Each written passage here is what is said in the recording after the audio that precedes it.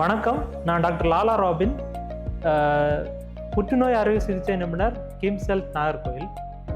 என்கிட்ட patients breast cancer இருக்கும்போது அவங்க கேட்குற கேள்வி என்னன்னா, இதுக்கு கண்டிப்பாக ஃபுல் பிரஸ்ட்டையும் ரிமூவ் பண்ணணுமா டாக்டர் அப்படிங்கிற கேள்வி கேட்குறாங்க. எல்லாருக்கும் அது பண்ண தேவையில்லை. ஸோ அதை ஃபுல்லாக ரிமூவ் பண்ணாமல் பிரஸ்ட்டை நம்ம ப்ரிசர்வ் பண்ணது, அதாவது நார்மல் லெவல்லையே ப்ரிசர்வ் பண்ணக்கூடிய ட்ரீட்மெண்ட்டுக்கு பேர் பிரஸ்ட் கன்சர்வேஷன் தெரப்பி. ஸோ அதில் உள்ள பகுதி என்னன்னா breast conservation surgery plus radiation.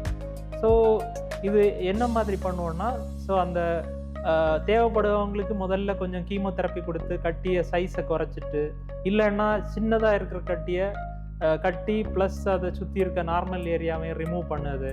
அதே மாதிரி ஆக்சிலரி லிம்ஃப் நோட்ஸுக்கு ஃபுல்லாக எல்லா லிம்ஃப் நோட்ஸ் எடுக்காமல் எந்த லிம்ஃப் நோட்ஸ் பரவோன்னு உள்ளதை நம்ம கண்டுபிடிச்சி அதை மட்டும் எடுக்கிறது, அதாவது அதை சென்டினல் லிம்ஃப் நோட் பயாப்சின்னு சொல்லுவோம்.